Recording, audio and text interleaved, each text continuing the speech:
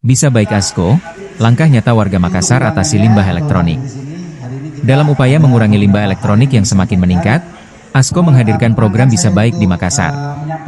Inisiatif ini bertujuan untuk memberikan solusi ramah lingkungan bagi masyarakat yang ingin membuang barang elektronik bekas dengan cara yang aman dan bertanggung jawab. Melalui Dropbox yang tersedia di Asko Living Plaza Lataneta Makassar, masyarakat bisa menyerahkan barang-barang elektronik bekas mereka, seperti penyedot debu, bohlam, dan setrika. Barang-barang ini nantinya akan diproses lebih lanjut agar tidak mencemari lingkungan. Ini adalah langkah kecil yang bisa membawa dampak besar.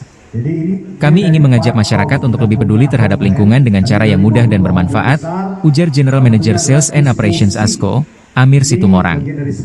Untuk menambah manfaat bagi pelanggan, Asko juga memberikan insentif berupa diskon 10% bagi mereka yang berpartisipasi dalam program ini.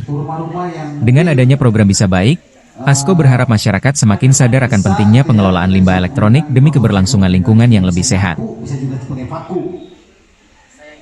Nah, bagusnya kalau ini misalnya dia sudah login atau apa sebagai itu, secara otomatis itu dia cari tempatnya dia.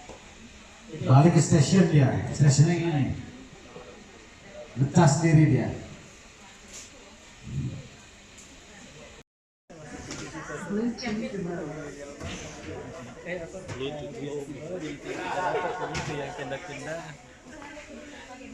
Oke, kita ada atur nanti di tempat mana kita membuangnya, karena ini concern kita terhadap lingkungan di ESG ya. Jadi ini bagian dari kita punya CSR kita punya sustainability, biar kita apa sih yang kita coba lakukan untuk lingkungan kita di Indonesia, terutama di Makassar ini.